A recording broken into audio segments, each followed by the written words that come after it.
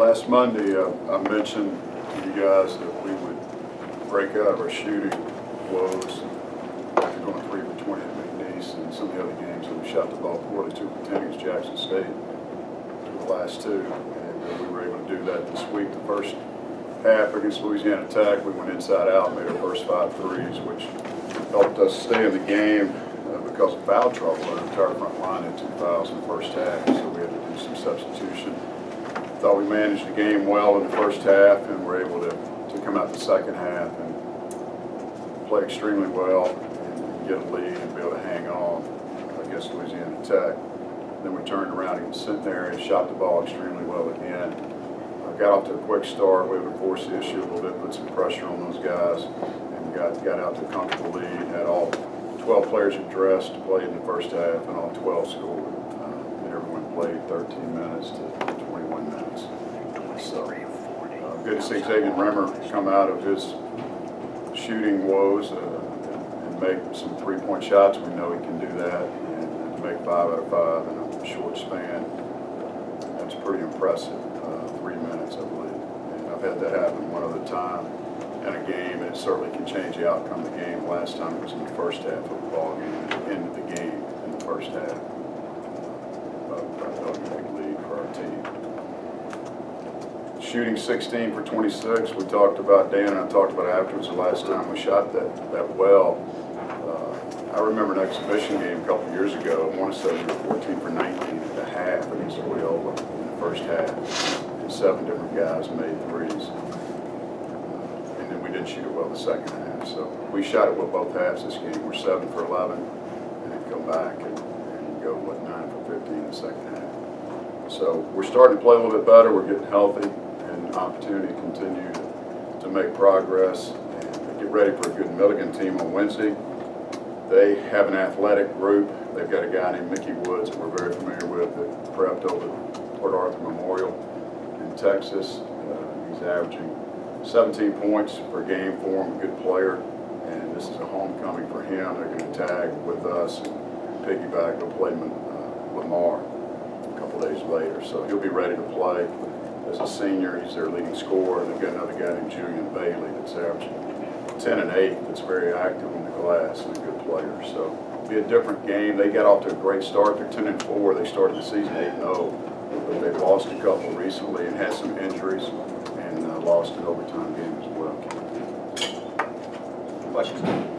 Coach, obviously, the talk's going to be the last few games about Sean playing really well, and Coach Xavier the other night getting a stroke and starting to shoot really well again. But talk a little bit about Jay Wright, and one thing that's been noticeable during you guys' stretch as well, playing well, is that he's only averaging about 1 turnover a game, a point guard, playing good defense, and giving you an opportunity to play it. He's our best on-ball defender. Certainly, we need that to get out and pressure the basketball. And he's done a really good job for us. And we missed him at McNeese because of that reason. And certainly to handle some pressure. But the other night against Louisiana Tech, I want to say he had 4 assists, 1 turnover, and a lot of minutes. And shoot the ball great. He had 2 big 3-point shots for us. But he's getting better each time out. He's starting to feel more comfortable and understand what we are looking to do on the offensive end. Team's had, I think, 6 starting lineups in 9 games. Are you starting to get a good feel for this team as you move out of sort of preseason into conference play? Certainly like the group that we have now to play on a regular basis. We need to get some more experience with them. We subbed a lot the other day against Centenary and didn't play that first unit together as much as we have, but with Sean being out and Jay, we've gone back and forth and juggled the lineup, and it's good to see Xavier make some threes again because we want to get him back in the lineup at some point in time. And we're trying to make progress. We've got 2 games left before conference, and I think we feel a lot better now than we did the first game, yes. When guys are seeing the ball go in the basket, like Remmer, does that help them out defensively, kind of give them some more energy on the other end of the floor? Absolutely, it works both ways. We try to score off our defense, take the ball from the other team. The first basket of the game, I think, was a steal done by Brian Williams on Saturday afternoon. But we want to play aggressive defensively to score, and then offensively, we want to shoot the ball well to play better defense. So it works both ways, and when guys are shooting the ball well, they want to get back to the other end in a hurry. How much does it help when y'all go, when you go small? I mean, you got Stove playing sometimes as far down as the 3 and the 4 maybe, and Gronkowski doing kind of the same thing. How much does that help as far as, you know, when they're back at their original position, giving them like the knowledge of what these other guys are doing? But it's good. Those guys understand and are able to do that. Against the zone, we play small sometimes. And you guys remember last year and years past, I've mentioned that when you get in trouble, you play small. When you get in real trouble, you play smaller. And that's up to the NBA level of basketball. Teams always do that. We like to play small. Sometimes matchups force that, as it did the other day. Centenarian's biggest player was about 6'6". So we were able to play small at times and get some more experience, and plus it can help us in our press as well. Seems like you always had. Sorry. Seems like you always had confidence that Sean was going to figure it out and get healthy and you know, kind of emerge from that early season slump. But is it good to see him doing it so soon? Were you expecting him to do it this soon? Yeah, we expect him to do it every day. He is a really good player that can score the basketball. I don't know if slump's the right word. He wasn't productive. I think inefficient. Those are two better words. For him, he was injured. We go to Auburn. He can't really play. He's 6'2". He can't move. Didn't play at Vegas. Came back and has played pretty well since then. Gotten better each time out. 10 for 12 in the field. Pretty good the other day. Thought he rebounded the ball great against Tech. He had 24 and 15 in 24 minutes. And there was no question he was the most dominant player on the floor during the basketball game. So with time, with him back and getting in better condition and getting the reps, hopefully the numbers will stay and increase. And it helps us all, as Dave mentioned earlier, to play together as we go into league play. You've been talking to Jay a lot about Sean trying to break through frustration. Was the La Tech game a big chunk to get him past maybe that level of frustration? With Sean? Yes. Yeah, I think we've all been frustrated at times, and it was good to see him having fun, going out there and playing in front of his friends and family, and putting some joy back in the game. I think all our guys enjoyed that game.